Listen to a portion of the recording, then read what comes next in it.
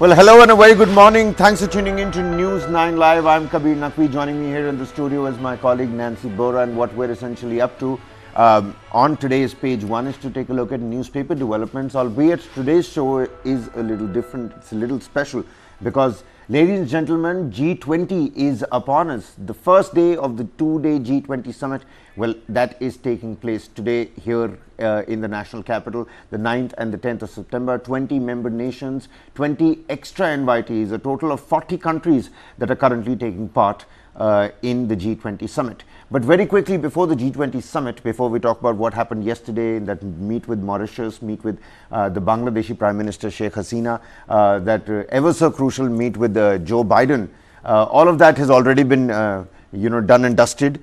Today is going to be a focused two-session G20 summit, and in the middle of those sessions there is going to be time for all these countries to do pull aside and pull apart meetings. But before we talk about G20, let's focus a little bit more on the domestic news because some major developments have in fact taken place, and we'd like to quickly apprise you on that front as well. Today, this is what we're picking up right in the beginning.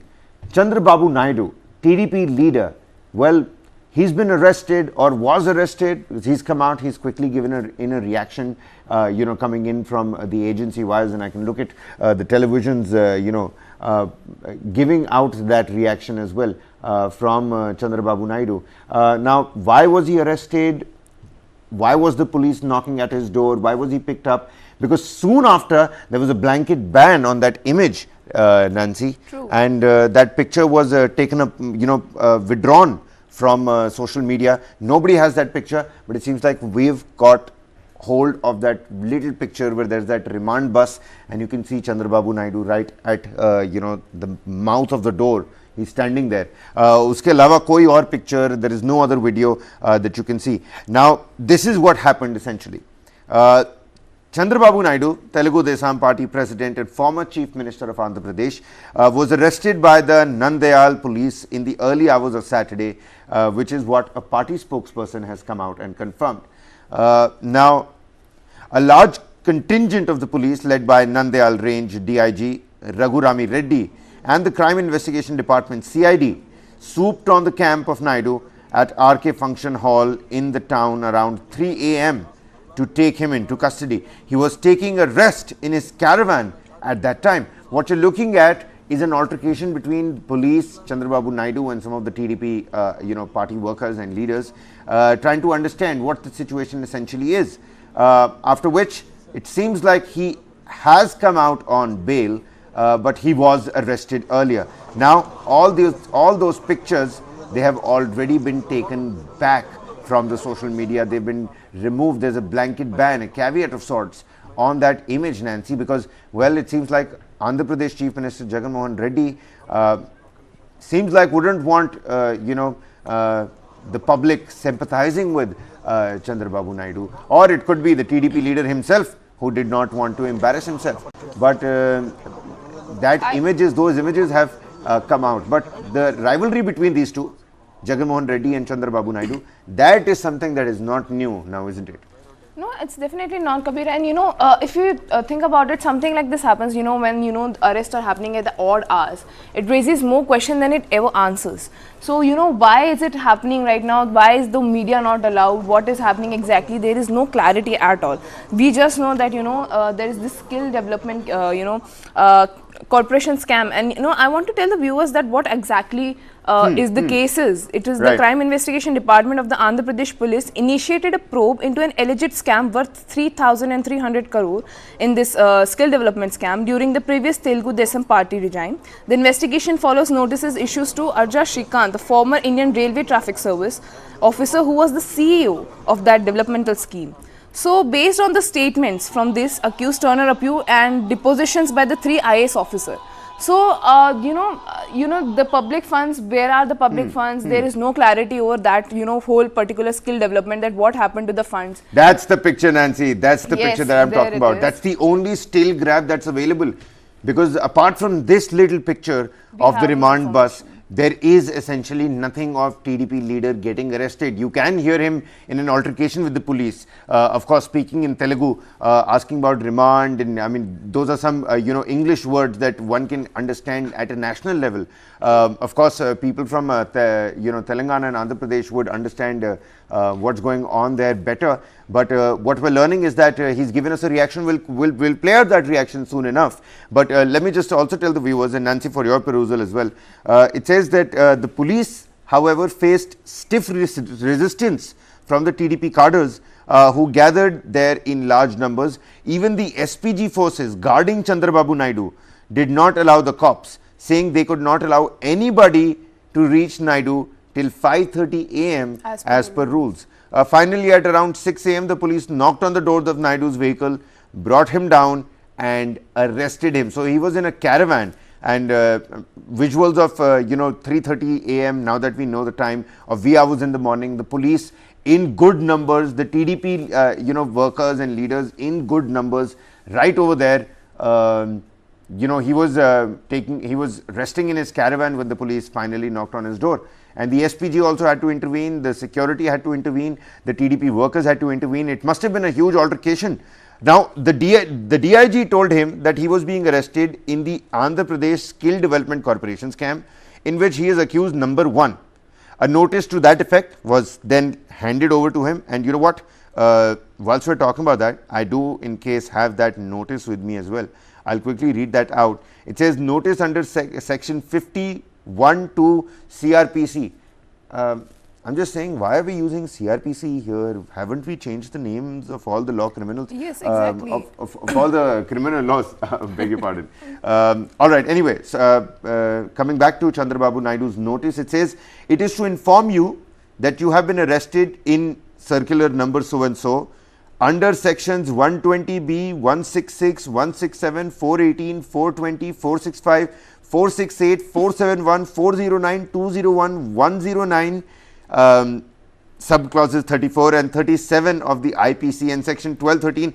I mean, that's a long list of the charges that have been, and well, he's accused of. Interesting to note that in the initial FIR there is the name of Chandrababu Naidu is nowhere to be seen.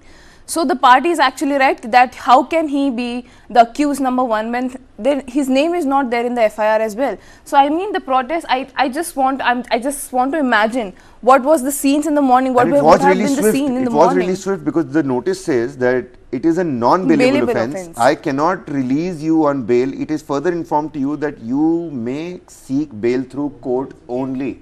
That's the order that you can see, the letter you can see. Well, it's interesting. I am just really excited to see like what will happen now. Chandrababu Naidu is, he is a, prominent leader in Andhra Pradesh, and he's been arrested like this so suspiciously. And, we have no information about it, what is happening to him, where is he going, what case exactly is.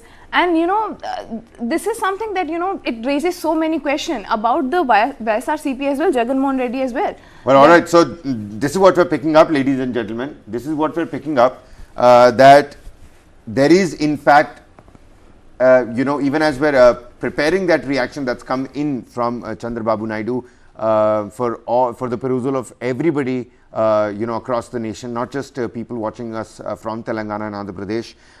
It says here that Chandrababu Naidu has come out and said that my fundamental rights have been violated. This is misuse of power. I will definitely fight it out. This is what TDP leader has said, and TDP and YSR, Jagan Mohan Reddy's party, both have backed the NDA government, in the recent no confidence vote, and but they are certainly at loggerheads in Andhra Pradesh. Yes, as we can see, the way his arrest Take a look at that, the tussle that happened between the leaders and the police. Yes, exactly, the scene I was talking about, in the morning, it's important to see that, police is there to arrest Chandrababu Naidu, and you can see how people are, protesting that we are not going to let you touch Chandrababu Naidu until, 5:30 a.m. And police was also able to get hold of Chandrababu Naidu by 6 a.m. only. And I think it's very, interesting to see that, these cases like this are still happening. And Chandrababu Naidu in the morning has said, earlier in the weeks has also said that he was afraid of being arrested. Of being arrested. You actually pointed that right, hit the nail on the head.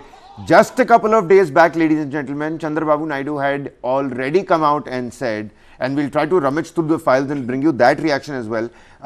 He had said that he is going to get arrested. Now, after the arrest, he's come out and given us a reaction. You know what, for the perusal of people watching us from Telangana and Andhra Pradesh, let's quickly listen into a reaction of Chandrababu Naidu, after this entire episode played out in the wee hours of today. హత్య చేసే పరిస్థితికి వచ్చారు. సామాన్య ప్రజానికానికి కూడా, common citizen కూడా fundamental right ఉంది. ఎందుకు అరెస్ట్ చేశారో చెప్పాల్సిన బాధ్యత ఉంది. నేను ఆ మాట అడిగాను. ప్రైమా ఫేసి చూపేయమన్నాను. నా తప్పే ఉంది చెప్పమన్నాను. అవన్నీ మేము చెప్పాం, తర్వాత మాట్లాడుతాను పరిస్థితి వచ్చారు. రాత్రి వచ్చిన వాళ్ళు ఇప్పటి వరకు దేనివల్ల ఏ తప్పు చేశారో చెప్పకుండా నన్ను అరెస్ట్ చేసి తీసుకుపోయే పరిస్థితికి వచ్చారు. చాలా బాధేస్తుంది. ప్రజలందరికీ విజ్ఞప్తి చేస్తున్నా, కార్యకర్తలకు విజ్ఞప్తి చేస్తున్నా, 4.5 సంవత్సరాలుగా నేను పోరాడుతూనే ఉన్నా. ప్రజా సమస్యలపైన పోరాడుతున్నా. ఈ రోజు ఈ ప్రజా సమస్యలపైన పోరాడుతూ ఉంటే నన్ను అరెస్ట్ చేసి జైల్లో పెట్టాలని చెప్పి ఉద్దేశంతో చేసపోతున్నారంటే చాలా బాధాకరం. దీన్ని చాలా తీవ్రంగా ఖండిస్తున్నాను. Well, so that was Chandrababu Naidu. Now, for all the viewers watching us from across the nation, he essentially says that my fundamental rights are being targeted. They have been violated. This is clear misuse of the power. I will fight it out. I am fighting for the people of the state and their issues, nothing else. This is what Chandrababu Naidu had to say. And it's no news that both these parties, the TDP and the YSRCP, don't essentially meet each other eye to eye. The capital issue is something that has been going on for the longest time. Why do you think this image was taken away from the social media, away from the media essentially? Why do you think there was a blanket ban, and who must have done it? Who was it going to benefit? I mean, of course, there was a face saving that could have been done by Naidu, but on the other hand, Jagan Mohan Reddy would also be absolutely clear of not letting this turn into a sympathy vote galvanizing sort of a situation for Chandrababu Naidu, because already in the comment section on YouTube, Nancy, people have started commenting on Jai Naidu, Jai Jagan. So the community is certainly divided, and you've got supporters on both sides, let me tell you. Yeah, if you think about it, I don't think so that TDP is behind all this, and I think it would be too far-fetched for me to go out and say maybe Jagan Mohan Reddy is behind this. But I don't think so. It's the TDP, because it will be a huge opportunity for them to release the visuals of him being arrested. And I think it's true that if there is no visual of him being arrested, because it happened in oddly hours, and whenever any kind of arrest happened at oddly hours, it's hard to contemplate on that, because what will happen, why there are so many suspicions about it, why the police is arresting him. So I think it was a clever move to not let the media come, but it's also, we live in a democracy, so it's also unfair, I would say. Well, it seems like this is the developing segment. We'll have to wait and find out as to what really happens. But what is clear is that TDP leader Chandrababu Naidu says that his fundamental rights are violated, and he's going to fight it out, and that he's done nothing wrong here. On the other hand, the charges that he's accused, number one in this AP skill development scam, the charges, that list is huge. It's really long. And these are non-bailable offences, and he will have to move the court for that. Meanwhile, no reaction yet from Jagan Mohan Reddy, the Chief Minister of Andhra Pradesh, but his reaction is soon going to be here, and News 9 is going to give you all the latest details and updates on this particular story. Chandrababu Naidu arrested by the CID in this AP skill development scam, and the case is under the non-bailable offences. What's going to happen next? Well, we'll have to wait and find out.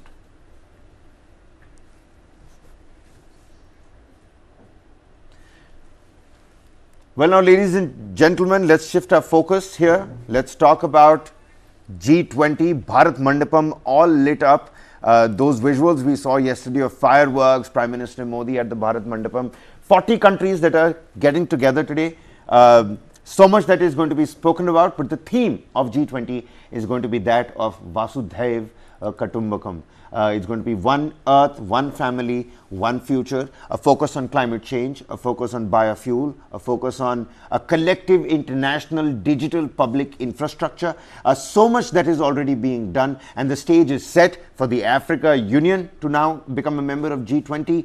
When you're talking about Ukraine, Delhi could be that venue which revives the Black Sea Grain Initiative, and of course yesterday the Modi-Biden bilateral. So much that came out of that as well. Before we move on, and you know, we're constantly getting visuals of a G20 meeting. We'll talk about the Modi-Biden bilateral first. Let's quickly begin this segment.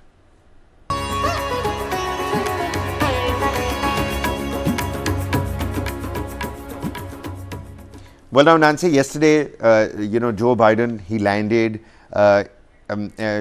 Minister of State for Civil Aviation, General V.K. Singh, you know, he greeted him, he welcomed him. There was a little girl over there as well. USNSA Jake Sullivan was also there. He had a nice cultural performance to look at. And after that, the 4K visuals that everybody got to see, yes. You know, of that, the beast, the Cadillac, the Batmobile, yes, how you called it. You know, it slowly, you know, got parked right at 7 LKM. The Prime Minister came out. He met the President. Those are the visuals that I'm talking about. And great cinematography, I'll tell you what. Yeah, people are talking about Jawan, but like this was a trailer, yeah, it sounds like a trailer to a good movie, you know.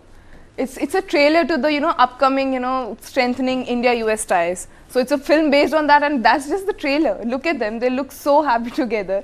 And, you know, I'm just excited to talk about the bilateral meeting because I think it is on the show that we said, you know, these bilateral talks are going to be historic and they're going to snatch the attention from the G20 summit. And I think they did a fair job at these bilateral I think talks. It's There's so much to talk good about. And fair on part of India as well, because we understood that, you know, something like a Modi-Biden bilateral is going to steal the show. So how about get it done before the G20 even begins, yes. So that the G20 is not essentially affected. That could be a possibility. But, you know, you pointed it out. It does sound like a movie trailer.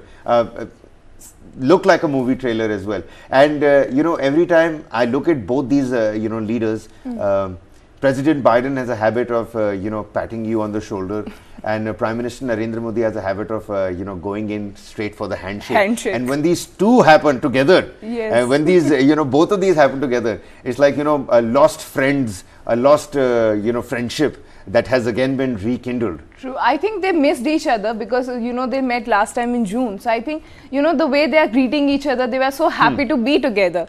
It's just so exciting. I'm just so excited to see them. Look at how they're happy they are. And the chemistry is they look so good on screen. Right. And, you know, now focusing on a couple of things that, of course, the Prime Minister and the President of the United States spoke about. The MQ-9 Reaper drones and the jet engine technology, essentially strengthening defense ties between these two countries. Austin Lloyd, he's been coming and meeting his counterpart, our Defense Minister Rajnath Singh, every now and then, before the official state visit as well, and ahead of the G20 visit as well. The NSAs of both the countries, you know, they've been constantly meeting each other, Ajit Doval and Jake Sullivan. And that's not all. You know, John Kirby has also, you know, been really active amidst all of this. Though that's the tweet that was, you know, put out by Joe Biden of meeting the Prime Minister. He says, "Great seeing you, Mr. Prime Minister. Today and throughout the G20 will affirm that United States and India's, you know, partnership and the relationship is going to be more strong than ever, and history is going to witness all of that." What do you think was the most important thing that happened in the bilateral? I think I have to say it has to be the defense ties. You know, it has to be the jet drone deal. And, you know, they were actually, you know, it's hard for me to pick out just one thing because they talked about so many important issues that, you know, that we were anticipating. Because I actually wanted to, you know, hear a follow-up on whatever happened in the, you know, in June during the Prime Minister's state visit. And I really wanted a follow-up on that because, and the most important thing, I think the most important stuff that, you know, that chord that struck with me was that chip initiative between India and US, because again, it comes down to, you know, Semiconductors. Proposing a united front against China once again, and establishing that we are together in this, and China's aggression has to stop. So that Indo-Pacific, strengthening that Indo-Pacific ties between both of the countries, I think it was something really important because it touched so many issues and it answered so many issues that it really showcased that India and US have such a bright future ahead, such a important strategic deals that we have to look forward to. Now, both these leaders in that joint press statement have said that they agreed that India-US partnership was beneficial not only for the people of the two countries, but also for global governance and global good. Prime Minister thanked President Biden for the consistent support received from the United States in ensuring success of India's G-20 presidency. The two leaders commended the progress in implementing the futuristic and wide-ranging outcomes of Prime Minister's historic state visit to the US in June 2023, including under the India-US Initiative for Critical and Emerging Technology, the ICET. Now, the ICET held its own meetings when the Prime Minister was in the United States. And, the semiconductors, the chip tech, growing, emerging and creative technologies, that has been a focus between these two leaders, the Prime Minister of India and the President of the United States. More than that, the President, Joe Biden, he lauded India's Chandrayaan-3 mission, which is something that's quite common.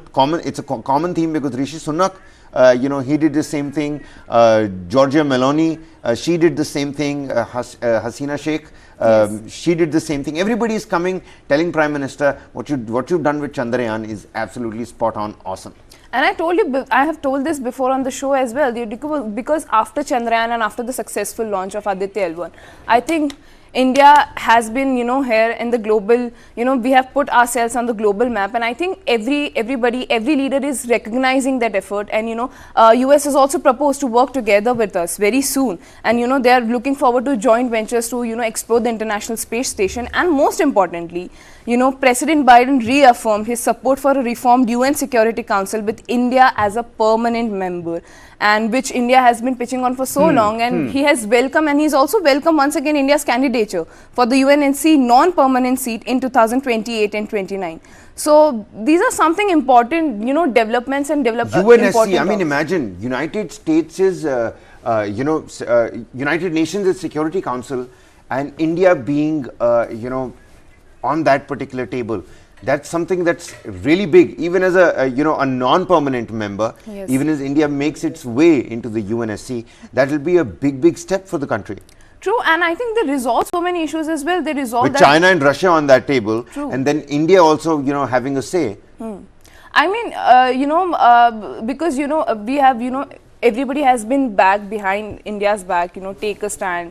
And whenever something happens with China, whenever something is happening with our neighboring country, any conflict, nobody, actually come out and take a stand. But we have always been forced to take a stand. But with the Russia-Ukraine war, I think India did a commendable job. They were neutral. They took their stand. They were alone, but they took their stand. And before we were neutral, Nancy, we evacuated so many of our students from Ukraine.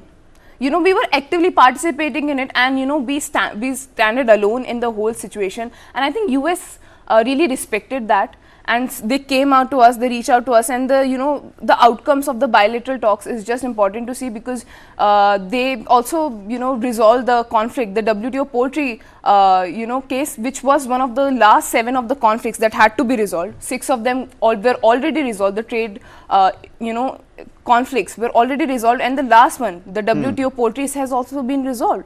So I think it's a big jump for India and US, trade relations. Right. So UNSC, United States has backed India's bid for a seat at the UNSC, the United Nations Security Council.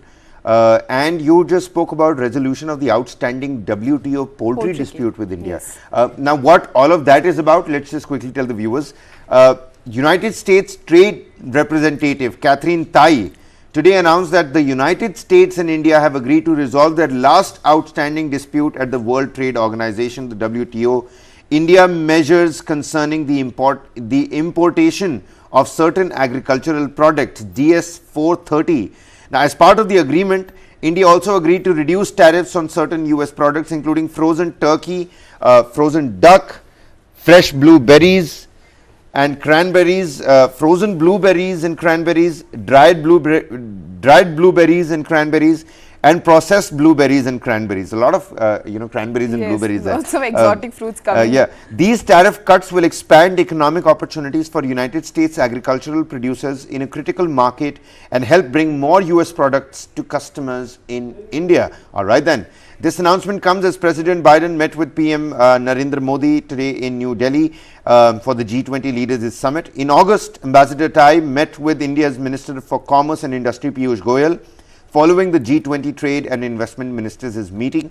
During that meeting, Ambassador Tai and Minister Goyal discussed this World Trade Organization dispute and expressed their shared desire to reach a solution soon. So it's not just defense, it's agriculture, it's trade, and it's also initiative between these two countries for creative and emerging technologies.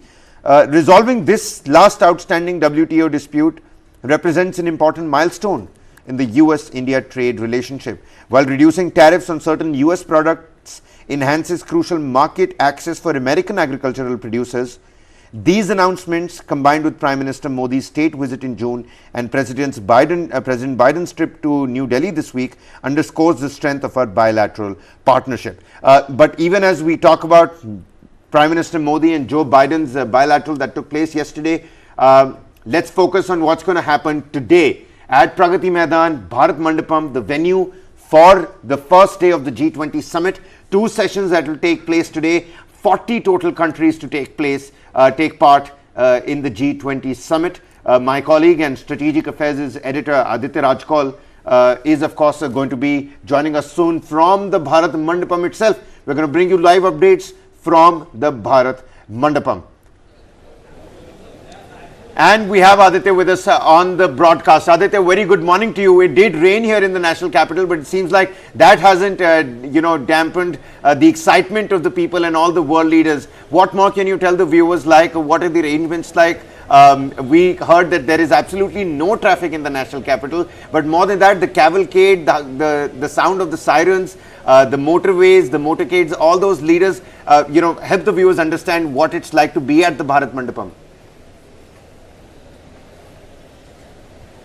A very good morning to all the viewers from Bharat Mandapam. Kabir, certainly the rain hasn't dampened the spirits. It was a rainy morning in the national capital, and as you rightly point out, of course, since the pandemic, we haven't really seen the central Delhi, the Lutyens Delhi, really without traffic or any kind of vehicular movement. But certainly taking security precautions.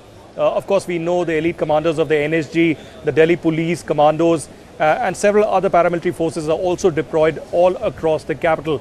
Heads of delegations of not just the G20 nations, but also 9 special invitees to the G20 are also present.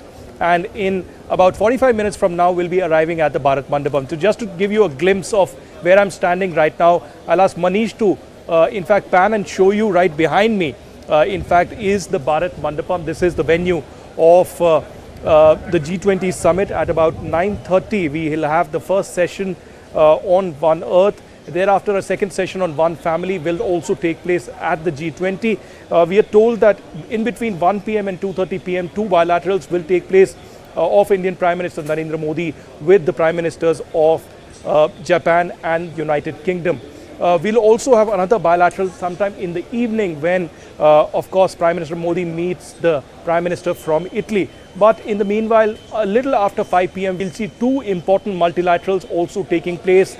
And these would be, of course, focused, one on connectivity and building consensus also. The one on connectivity is massively important because this is between US, Saudi Arabia, UAE and India about railway networks across the Middle East, and then taking that forward through shipment routes to India. So as of now, it's all attention in New Delhi. All the global leaders have arrived here, and in a few moments from now, will be arriving at the Bharat Mandapam. Of course, through the day we'll have deliberations, and tomorrow is the day after the last session when the final New Delhi declaration will be declared. But as you know, Russia's invasion of Ukraine has been a sticking point through the G20. It was the same during the Bali G20 as well, where Prime Minister Narendra Modi famously said that this is not an era of war. So we'll have to wait and watch how the final communique will be really drafted, but that is essentially the key because India's efforts has been to build some kind of a consensus and peaceful efforts towards a resolution of the conflict. But in a few minutes from now, we'll have the formal inauguration of the G20 right behind me at the Bharat Mandapam. Absolutely. And, Aditya, building on that particular, response, talking about the G20, talking about the theme, Vasudhaiva Kutumbakam, one earth, one family, one future. It seems like the sessions have been divided as per these themes, and the two sessions that are going to take place today, what's all that about going to be? Well, one thing to keep in mind, Kabir, is that India's presidency of G20 has been a little different from the usual that really happens all across the country. This is in fact the first time that South Asia and India are hosting a G20, and all through the year, ever since the time that India took over the G20 presidency, it's essentially been about people's presidency. It's about the participation of the common people all across India in the G20. So there's been a lot of color, a lot of tradition and culture involved in the G20 summit as well. And we saw a lot of side events taking place all across the country. In fact, in Jammu and Kashmir also we had the J&K tourism working group meeting taking place just a couple of months back, and all across the country, ending with the Sherpas meeting that took place in Manesar, a little on the outskirts of New Delhi. As you pointed out, the theme of the G20 has been Vasudhaiva Kutumbakam, one earth, one family, one future, and that's essentially what everyone has been talking about, that we are together in this, and it's not just about the G20 countries, it's also about African Union, it's also about Global South, it's also about all those who are not essentially formally part of the G20. India has become the voice of the voiceless and emerged as a leader of the Global South in the last 1 year as well. If I may use the term, and we have discussed this ad nauseum in the past as well, that India essentially has made the term Global South sexy. And it has been used since the 60s, but now West used to call us third world, and it is essentially Global South, which is now emerging and asking what had to be asked for last several years. So nobody can ignore us, and here is what New Delhi is actually hosting the G20. Next year we'll have the Quad also taking place here. Yesterday we had three important bilaterals taking place, with Prime Minister Modi meeting the leaders from US, Bangladesh and Mauritius. And as I said, there are three important bilaterals taking place today as well. Right. And Aditya, I know you've got a big day ahead of you. Before we let you go, who better to, talk about this than you? Give us a sense of, what was the most important thing that happened in that bilateral between Prime Minister Narendra Modi and Joe Biden? Was it ISET? Was it the WTO, poultry dispute that has now been resolved? Or was it, the strengthening of the relationship? What, according to you, was the pain point that has now been ironed out?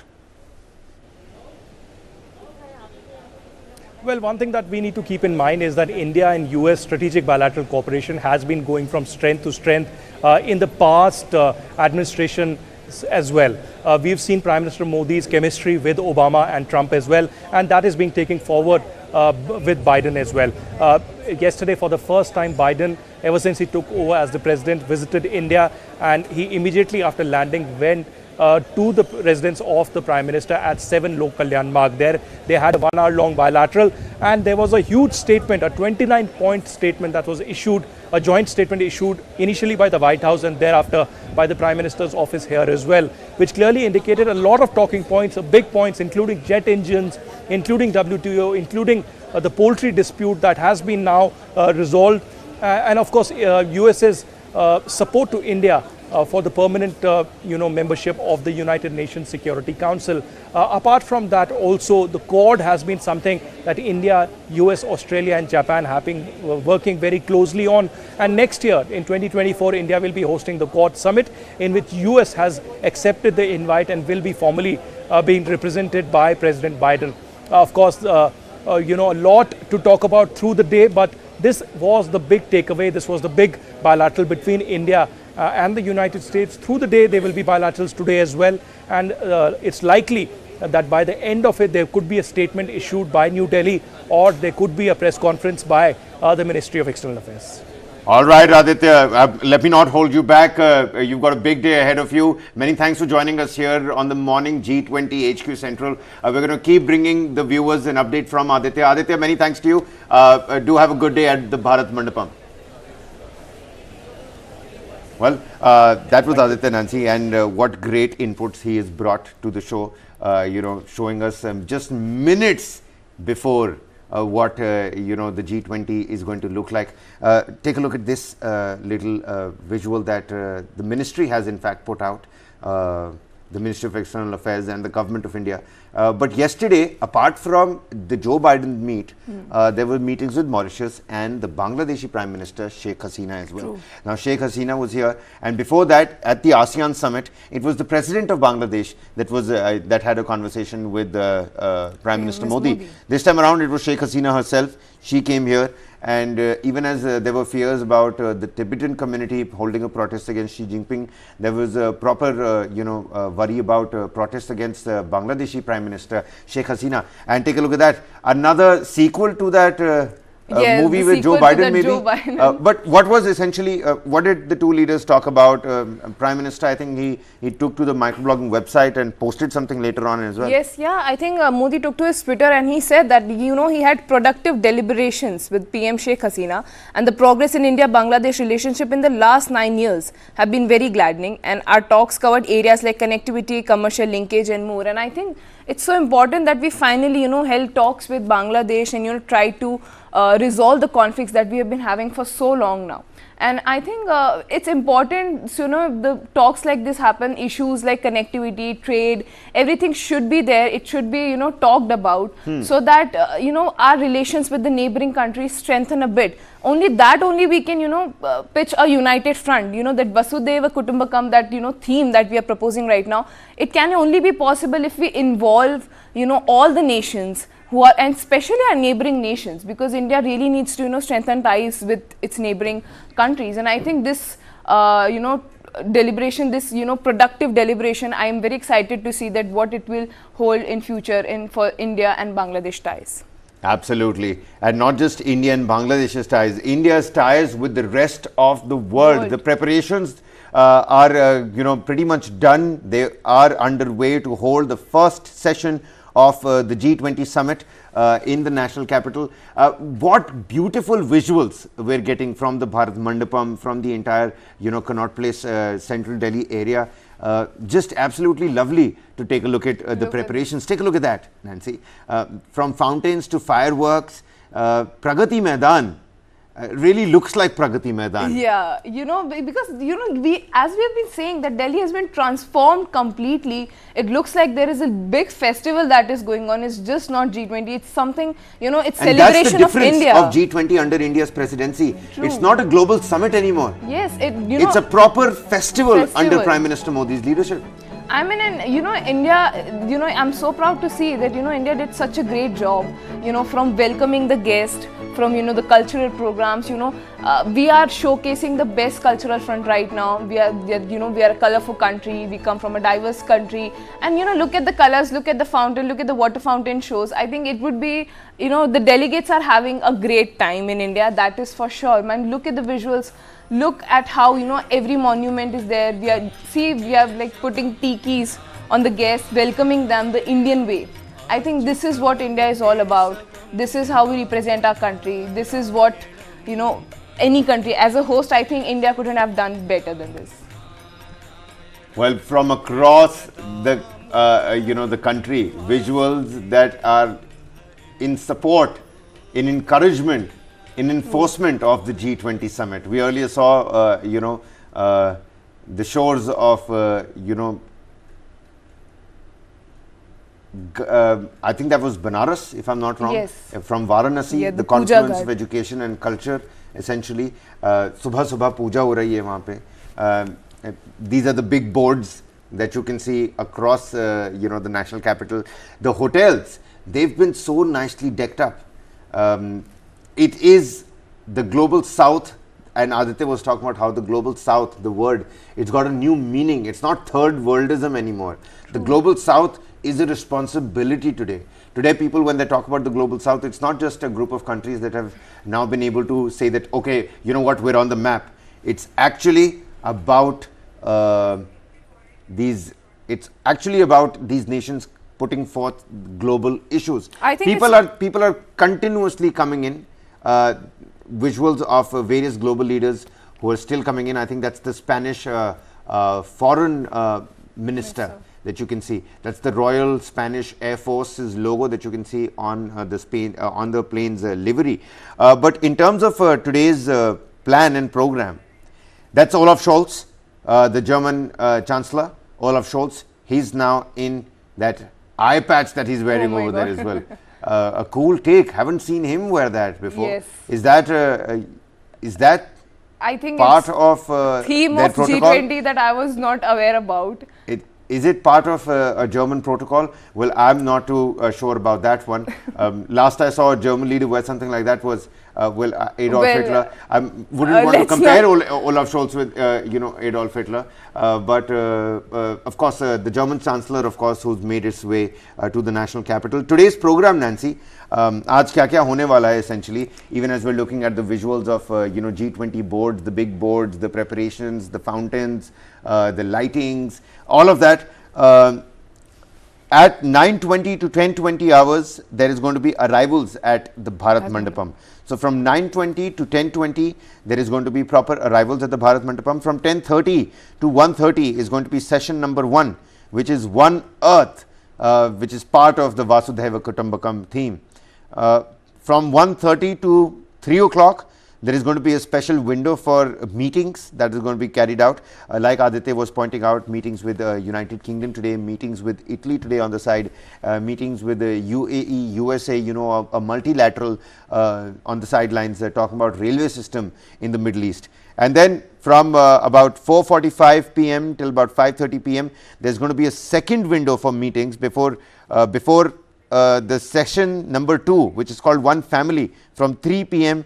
to 4:45. So session number 2 from 3 p.m. to 4:45 p.m. From 4:45 p.m. to 5:30 p.m. is going to be windows for second round of meetings, where the second multilateral that I was talking about is going to happen. And then at 7 p.m. is going to be a dinner hosted by the President, Draupadi Murmu, for all the G20 delegates. That's going to happen tonight. Tomorrow there's going to be another session, and well after that there's going to be a photo op at Rajghat, and then there is, I think, a luncheon with Emmanuel Macron, the French president, later on. That's going to be a proper Modi-Macron affair. And before that, there's going to be a photo operation at Rajghat. But all eyes at the Bharat Mandapam, all focus on Bharat Mandapam. Various hotels that have been decked up, visuals coming across from those hotels. I mean, the media personnel on a rainy morning, they've got their job cut out for them.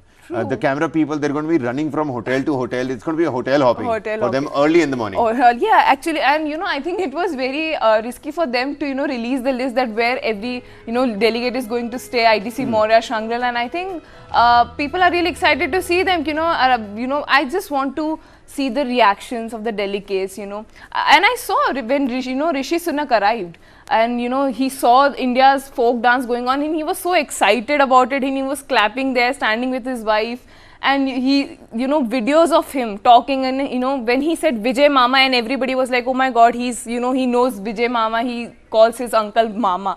I think people are so excited to see these delegates, and I think Rishi Sunak especially is stealing the headlines every day on social media. Wherever you go, any delegate, you go through G20 summit and you can see reels of Rishi Sunak standing there clapping for India, giving messages to his Indian family members that I'm going to do this, I'm going to do that, and he's so excited to be here where he belonged. So right, I think absolutely. Rishi Sunak also spoke about the pro-Khalistani protests that have been taking place in the United Kingdom. He says, let me tell you that there is no way that I'm letting any of that fly.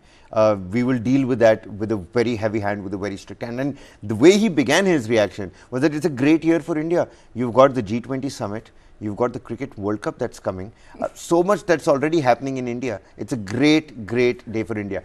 On the other hand, lots of reactions coming across from union ministers and major stakeholders. Listen into those reactions ahead of the first session of the G20 summit. Yes, that's right. India is hosting the G20 summit, and it's a festival. The Indian presidency of the G20. On the digital space in particular, there has been absolutely wonderful economy group meetings, digital economy working group meetings, and there has been a consensus, almost complete consensus on DPI. For the first time, there is a consensus on the definition, framework, and the principles of DPI. There is a consensus on the fact that there should be a One Future alliance that will fund the implementation of DPIs in countries of the global south. And there has been consensus on the fact that there should be a global repository of all the countries that have DPIs and that can be made available in turn to other countries. So I think while there has been a lot of progress in many other areas, including sustainability, in the digital economy space, this G20 presidency by India has certainly left an indelible mark, and the DPI contribution, and India as a case study, will be a contribution that will certainly make a mark on the world in the coming decade. विश्व के राष्ट्रपति एवं प्रधानमंत्री आखिरी 3 दिवसीय बैठकों के लिए भारत में उपस्थित होंगे। अमेरिका से लेकर फ्रांस से लेकर यूके से लेकर एक एक देश, ब्राजील हो, इंडोनेशिया हो, सभी के राष्ट्रपति और प्रधानमंत्री आज भारत आने वाले हैं 7 की रात को, और कल से कार्यक्रम शुरू होगा। हमारा मंडपम एग्जीबिशन हॉल और मीटिंग सेंटर भी पूर्ण रूप से सजा धजा हुआ है। पूर्ण दिल्ली सजी हुई है और मुझे पूरा विश्वास है कि हमारे अंतर्राष्ट्रीय नेतागण अतिथि देवो भव की विचारधारा के देश में स्वयं उनका आगमन हो रहा है और भारत की जनता इसे पर्व के रूप में मनाएगी।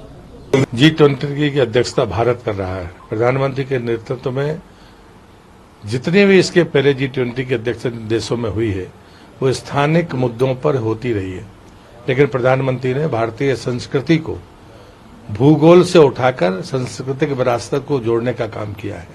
और जो स्लोगन दिया वसुधैव कुटुंबकम का, one earth, one family, one future, ये जो कॉन्सेप्ट है ये भारतीय संस्कृति का मूल है। और मैं ये मानता हूं कि इतनी बड़ी संख्या में 41 देशों से प्रतिनिधि यहाँ पर होंगे, जिसमें 27 हेड ऑफ द स्टेट होंगे, 3 अन्य देशों के होंगे, 11 इंटरनेशनल ऑर्गेनाइजेशंस के लोग होंगे। और इसलिए मुझे लगता है कि इससे ज्यादा सफल और दूसरा कोई अभी तक का G20 का कार्यक्रम नहीं हुआ है। भारत ने एक बड़ा काम किया कि हमने अपनी सांस्कृतिक विरासतें भी दिखाई हैं और हमने सिलिकॉन वैली में ले जाकर अपनी उन्नति को भी दिखाया है। और दोनों बातों को देखने के बाद आज ये कार्यक्रम सिर्फ कुछ चंद लोगों का कार्यक्रम नहीं बना, बल्कि आम आदमी का कार्यक्रम बन गया। हमारे यूथ में जो एनर्जी है उसको एक चैनल दिया स्टार्टअप इंडिया के माध्यम से, और एक बहुत अच्छा इनिशिएटिव है जिसके कारण आज 1 लाख से ज्यादा स्टार्टअप्स हैं। Indian presidency received wide support on all the agenda items, and therefore I begin with a big thanks for all the G20 members for having supported us on all our agendas and actually coming up with constructive inputs in strengthening the agenda, in infusing more content into the agenda. And therefore I thought, in fact all of us feel that it was one of those meetings which will stay in all our memories for a very long time.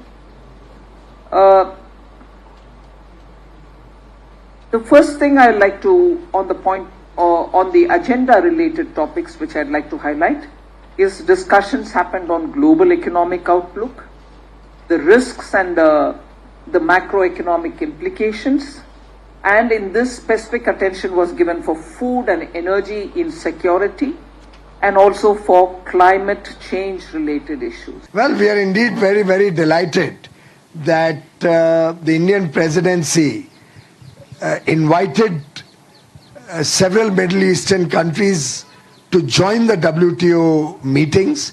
while of course Saudi Arabia is a member, already the Kingdom of Saudi Arabia is a member of the G20, Prime Minister Narendra Modi invited 3 more countries, Oman, the United Arab Emirates and Egypt, to join as invited countries.